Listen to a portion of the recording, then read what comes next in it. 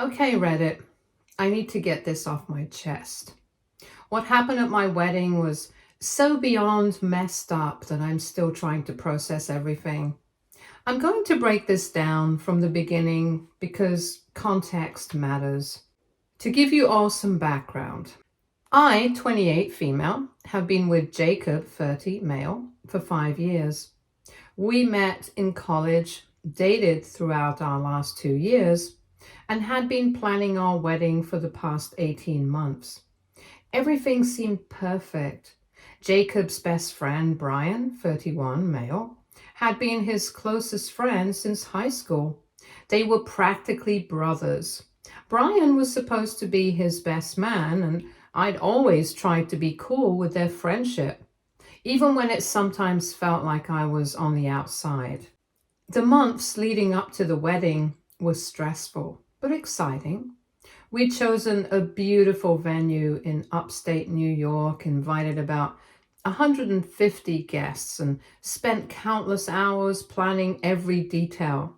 My parents had contributed significantly to the wedding budget, and my entire extended family was flying in from across the country.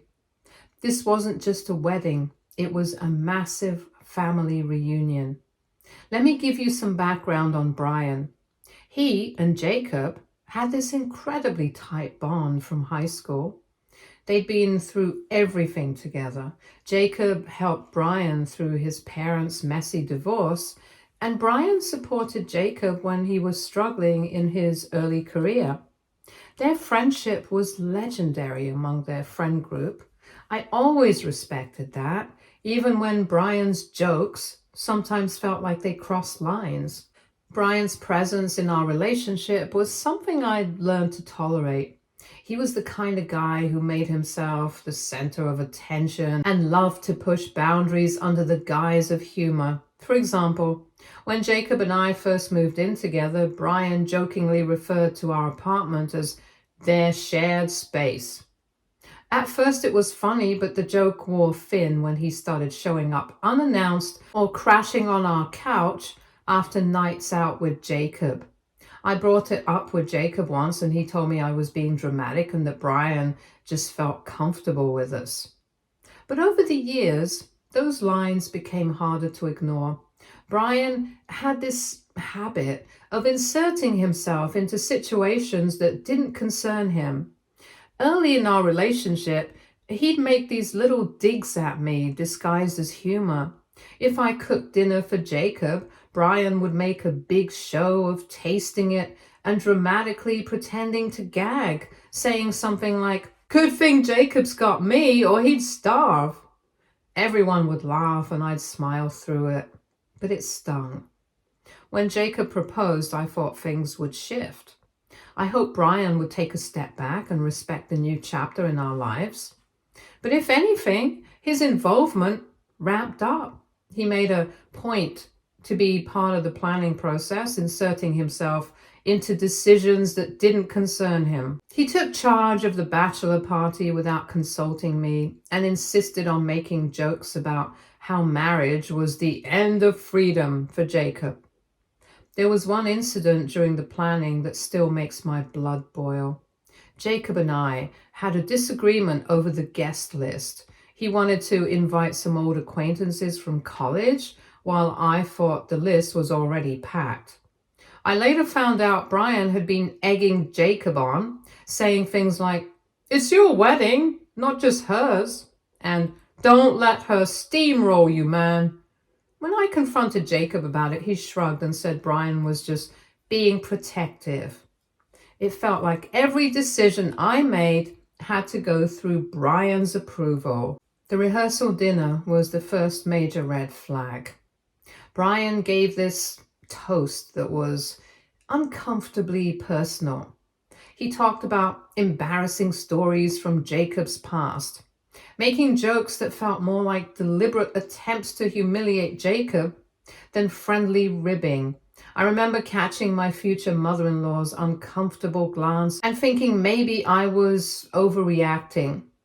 But then Brian made a joke about how Jacob had always needed him to clean up his messes, and how he hoped I'd keep him in line now that Brian was retiring from the role.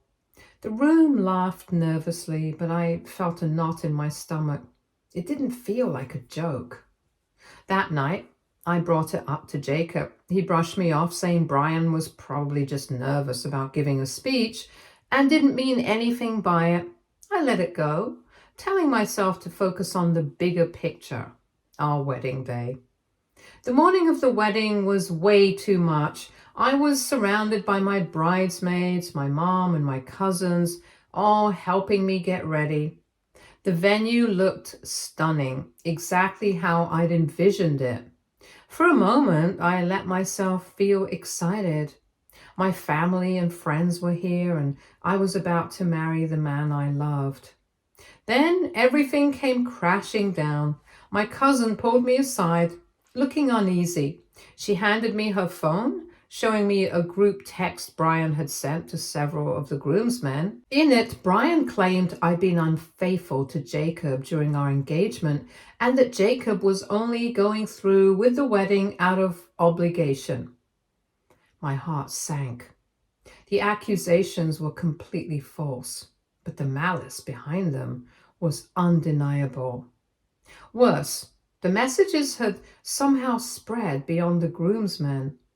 Guests were whispering and the atmosphere was charged with tension. I felt humiliated, betrayed, and furious, all at once. I immediately went to find Jacob. He was in a side room with Brian laughing about something. Without hesitation, I stepped into the room and held up my phone, showing Jacob the messages Brian had sent. I could barely get the words out, and I expected Jacob to be as furious as me, if not more. I thought he'd immediately confront Brian, demanding to know why his best friend would spread such a disgusting lie about me on what was supposed to be the happiest day of our lives. Instead, Jacob barely glanced at the screen before rolling his eyes. "Brian's just messing around," he said casually, like it was no big deal. "You're overreacting." Overreacting. That word hit me like a slap in the face. My fiancé, the person I was about to marry, wasn't angry on my behalf. He wasn't horrified by what his best man had done. He wasn't even remotely concerned about how I felt. Instead, he brushed it off like it was just another one of Brian's harmless pranks, like it was my problem for being upset. I couldn't believe it. I stared at him, waiting for some sign that he'd realize how wrong this was, but he just kept going. He then further accused me of always being uptight about Brian and that I never liked him and was just looking for an excuse to ruin the vibe. Ruin the vibe. My mind was racing. Not only was Jacob not defending me, but he was also turning this around on me, making it seem like I was the one causing problems. Then he said something that truly broke me. "You've always been jealous of our friendship," he added, like this whole situation was just about some petty rivalry I'd invented in my head. I felt something inside me snap. This wasn't just about Brian anymore. It was about Jacob. If he couldn't defend me on our wedding day, if he couldn't see how deeply I was being wronged, what kind of partner would he be in marriage? This was supposed to be the day we both stood up for each other, the day we vowed to have each other's backs through everything. And yet here I was, being treated like my pain didn't even matter. I walked back to the bridal suite, grabbed my things, and left. My bridesmaids and family were confused, but I couldn't bring myself to explain everything at that moment. I just knew I couldn't go through with it. I grabbed my things, told my bridesmaids I needed a moment alone, and then just left the venue. Since that moment, everything's been a mess. My dad hasn't spoken to me at all. He's furious, and I get it. From his perspective, I walked out on the wedding without warning, leaving everyone confused and embarrassed. My mom has tried to talk to me, but even she seems unsure about whether I made the right decision. Some of my extended family members have called or texted, and the ones who aren't outright angry are still upset about the reputation of the family. They think I overreacted and made a mountain out of nothing. Jacob, meanwhile, has been leaving me voicemails almost every day. In the beginning, his messages were angry. He accused me of humiliating him in front of everyone and ruining his life. Then they shifted to apologies, but even those felt hollow. He kept saying it was just a joke, that Brian didn't mean any harm and that I needed to let it go. He kept asking me to come back and fix things, but how could I? How could I fix something that felt so fundamentally broken? And then there's Brian. The audacity of that man is almost comical. He had the nerve to text me, calling me a drama queen and accusing me of ruining Jacob's big day, as if he hadn't played a huge role in blowing everything up. He made it sound like I was the problem, like my refusal to laugh off his cruel joke was some massive character flaw. Now, sitting here, I feel a mix of relief and doubt. Was I right to leave? Was this just a joke I took too seriously? Reddit, AITA for leaving Jacob at the altar? Did I overreact, or was this the only choice I had to protect my dignity? Update 1. Hi Reddit. First of all, thank you for all the overwhelming support and feedback on my initial post. It's been a roller coaster since I walked out of the wedding, and while I'm still processing everything, I decided it was important to talk to my family and clear the air. I know how it must have looked to them. Me disappearing on the day of my wedding without a proper explanation. I owed them that much, even if I wasn't ready to face the chaos brewing on Jacob's side of things. A couple of days after the wedding, I went to visit my parents. My mom and dad have always been supportive, but this was a whole new level of awkward. My dad especially took Jacob under his wing when we got engaged. He'd always bragged about Jacob to his friends, saying he was thrilled to have a son-in-law he could connect with. I knew how much they'd invested emotionally and financially in the wedding, so I was nervous about how they'd take everything. When I arrived, my mom greeted me with a hug, but my dad barely looked at me. He was sitting on the couch pretending to scroll through his phone, but I could tell he was upset. I didn't blame him. To them, it must have felt like I'd just thrown everything away on a whim. But I also knew that once they heard the full story, they'd understand. I sat them down and laid it all out. The years of Brian's manipulative and disrespectful behavior, the group chat messages, Jacob's complete lack of support, and how everything came to a head on the wedding day. I apologized for not explaining sooner, for leaving them in the dark while I was reeling from everything myself. My mom listened intently, and when I finished, she let out this long sigh, like she'd been holding her breath the whole time. To my surprise, my dad was the first to speak. He admitted he was disappointed, but not in me, in Jacob. He said he'd thought Jacob was a solid guy, someone who would protect and support me, and he felt betrayed by how Jacob had handled everything. Then he said something that really stuck with me. You walked out at the right time. It's better to have one bad day than a lifetime of regret. My mom nodded and added that she couldn't imagine what I would have gone through if I'd gone through with the wedding. She admitted she'd always felt uneasy about Brian's influence on Jacob, but didn't want to overstep by saying anything.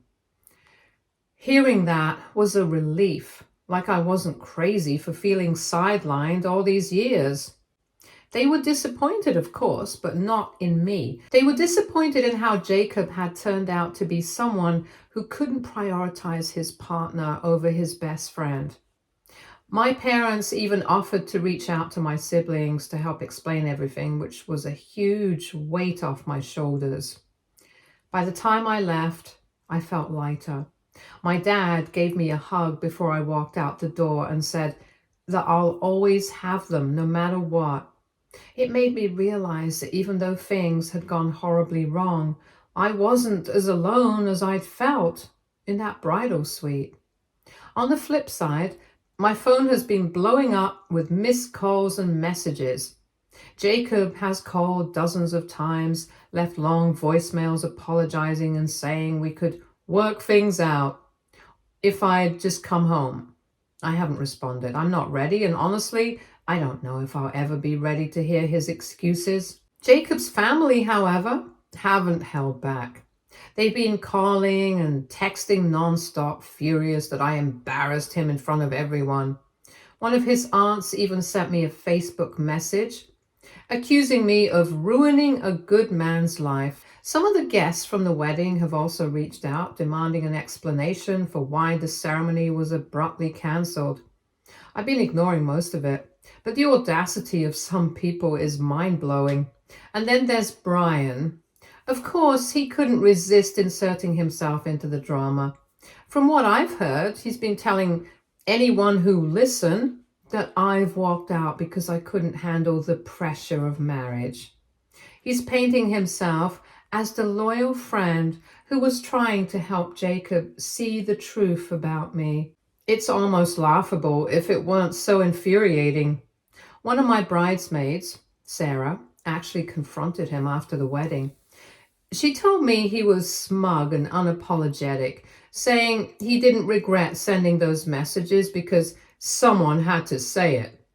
The nerve of that man is unreal. Sarah tried to defend me, but Brian just brushed her off, saying I was too sensitive and that Jacob deserved someone who could roll with the punches. I've also been piecing together more details about what happened after I left. Apparently, the atmosphere at the venue was absolute chaos.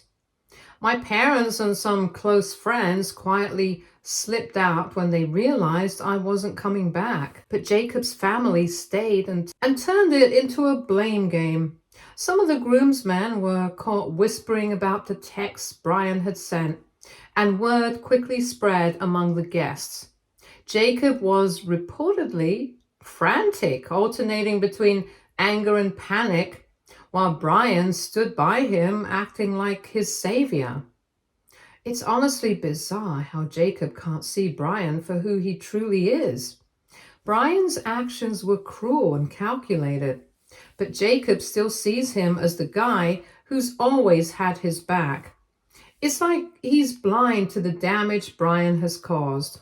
Right now, I'm taking things one day at a time. My family has been incredibly supportive and my siblings have rallied around me. A few of my friends have also reached out, saying they noticed how Brian treated me over the years but didn't want to overstep.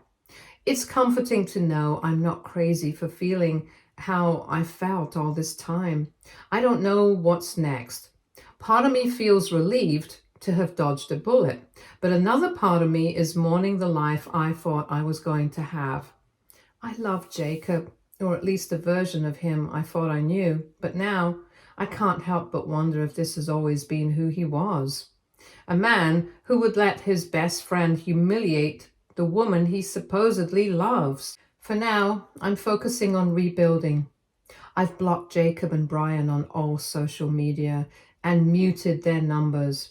I don't know if I'll ever respond to Jacob's calls, but I do know one thing. I deserve better than this. Update 2. Hi guys, I wanted to start by saying thank you. I've been reading your comments and messages and I'm truly grateful for all the advice and support. It's been a whirlwind of emotions, and having so many strangers validate my decision has helped me more than I can express. That being said, I did see some comments from people who thought I overreacted by leaving Jacob and walking out of the wedding. To those people, let me say, respectfully, I disagree. Ending a 5-year relationship wasn't something I did lightly. This wasn't about one comment from Brian. It wasn't even just about Jacob's reaction that day. It was about a pattern of behavior that I'd been tolerating for years, hoping things would change. Every time I brought up how Brian's remarks made me feel, Jacob would dismiss me, telling me to chill out or stop overthinking. It was always me who had to adjust, to relax, to stop being so sensitive, while Brian kept crossing line after line. And Jacob, he always took Brian's side, or worse, brushed it off entirely. Walking out wasn't about ruining Jacob's life, as some people have claimed. It was about reclaiming mine. I realized that if I didn't put my foot down now, I'd spend the rest of my life swallowing my discomfort, being told to relax and tolerating behavior that made me feel small and disrespected. That's not the kind of marriage I want, and frankly, it's not the kind of marriage anyone deserves. Anyway, ever since my siblings found out what really happened that day, they've been my biggest allies. They've clarified the situation to some of the wedding guests who were confused or misinformed, including a few of the groomsmen. Apparently, some of them weren't even aware of the group chat messages Brian sent before the wedding. Once they saw the screenshots, a couple of them actually apologized to me. It was a relief to know that not everyone was blindly siding with Jacob and Brian.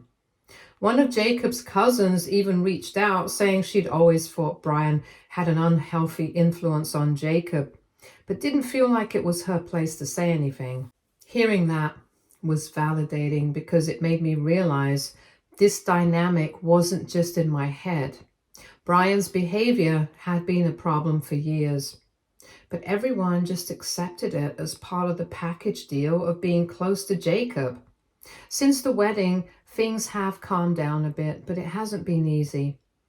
The accusations and blame that were thrown my way have thankfully started to die down. At first, Jacob's family was livid, furious with me for walking out, and I thought they'd never let it go. But gradually, the intensity of their anger cooled off. Some people who had been quick to blame me have reached out with apologetic texts, admitting they jumped to conclusions without knowing the full story. Honestly, it felt a bit like too little too late, but I appreciated the effort. The situation is still exhausting, though. It's not just the angry calls and messages I'm dealing with. Jacob has been relentless in trying to contact me.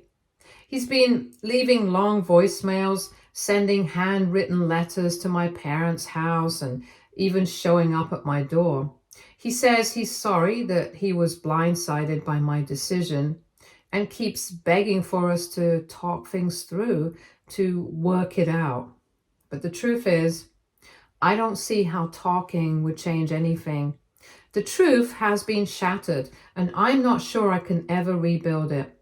The thought of having another conversation with him feels like it would just drag me back into all the hurt and frustration I've been trying to move on from. One of the hardest things to deal with has been the financial fallout. It's been a mess. Most of the vendors were understanding about the situation and didn't give me too much grief about canceling at the last minute. But the truth is, wedding expenses are rarely refundable. Since everything was paid in advance, most of the money is essentially gone.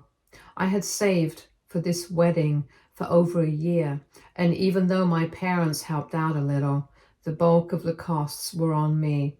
Things like the venue, catering, flowers, the photographer, the bills add up fast. Now it feels like it's all just vanished into thin air, and there's not much I can do to get it back. The only small silver lining is that we hadn't signed the marriage license yet, so there's no legal marriage to dissolve. That's something I try to remind myself when I get frustrated with the financial loss, but it doesn't make it sting any less. Talking to my parents about the money situation was really tough. I hated having to bring it up, especially with everything else that had already gone wrong. I felt guilty that they were also losing out on money they'd helped contribute. My dad, as always, was the calm, rational one. He told me not to worry about it, that my happiness and peace of mind were worth far more than any amount of money. I appreciated his support, but I couldn't shake the feeling that I needed to make things right. My mom agreed, but she also said that we'd figure it out together and that my well-being mattered far more. Even though they both told me not to stress over it, I insisted that I'd pay them back over time. It's not something I can easily forget, and while it might take a while to pay them back, I'm determined to do it. I don't want my parents to take a financial hit because of this, especially since they were just trying to help make my dream wedding a reality. As for Jacob, I've made a conscious decision not to bring up the financial side of things with him. Just thinking about having a conversation with him right now feels like an emotional weight I can't carry. Honestly, talking to him about anything is exhausting at this point. And the idea of adding money to the mix feels like it would just complicate things even more. I don't trust him to be fair or reasonable about it. I still can't shake the feeling that Brian's influence is still looming in the background. And if I had a conversation with Jacob about finances, it would likely turn into another battle I don't need. I've decided that for my own peace of mind, I'm going to handle the financial fallout with my family's support. And that's it. I don't want to involve Jacob in this process. It's already too much. I've been staying with my parents temporarily, which has been comforting but also a little surreal. Some friends have also reached out to check on me, and I've started to realize who my true friends are. A couple of people I thought were close to me haven't said a word since the wedding, probably because they're still in Jacob's camp. It stings, but I'd rather know who's really in my corner than keep up fake friendships. I'm slowly starting to rebuild. I've been looking into therapy to work through everything, and I've started journaling to process my thoughts. It's a long road ahead, but I'm confident I made the right choice. I've learned a lot about myself in the past few weeks, and one thing I know for sure is that I deserve a partner who respects me, stands up for me, and doesn't let anyone treat me like a joke. Update 3. Hi guys, it's been almost 2 weeks since the whole wedding day incident, and while I can't say that everything is magically better, I'm doing okay. Life has been slowly settling into a new normal. Some days are harder than others, but I'm learning to take things one step at a time. Things haven't changed too much, but there have been some shifts. I recently moved out of my parents' house. Don't get me wrong, they've been amazing throughout all of this. But after a few weeks back in my childhood bedroom, I started to feel like I needed my own space again. Luckily, one of my close friends had been looking for a roommate, and the timing couldn't have been more perfect. Moving in with her has been a breath of fresh air. It's nice to have a little independence again and someone to talk to who doesn't remind me of the wedding fiasco every 5 minutes. Unfortunately, Jacob hasn't completely let go. He's still been reaching out, and while his tone has shifted, it's still exhausting. At first, his messages were defensive, filled with excuses and justifications, but now his apologies are, well, I guess you could say they're finally on the right track. He's admitted that he was wrong to side with Brian. He told my parents that he'd cut off all ties with him. He even went as far as saying he wished he'd seen through Brian's behavior earlier and that he should have put me first. I won't lie. It was a little satisfying to hear that he finally got it, but it doesn't change much. Apologies are great, but they don't erase years of dismissing my feelings or the betrayal I felt on what was supposed to be one of the happiest days of my life. It's like trying to rebuild a house after the foundation has crumbled. You can't just slap on a fresh coat of paint and call it good. Jacob's persistence has been tough to deal with. My parents have made it clear to him that there's no coming back from this. but he still keeps asking them where I am, hoping for another chance. It's frustrating because I don't know how many ways I can say we're done before it sinks in. After some thought, I decided it would be best to address this directly. I wrote Jacob an email. It felt like the safest way to communicate without getting drawn into another exhausting conversation. In the email, I laid everything out. I told him that he needs to stop involving my parents and stalking them for information. I made it clear that we're over, that nothing he says or does will change my mind. I also warned him that if he keeps up this behavior, I'll have to take serious action.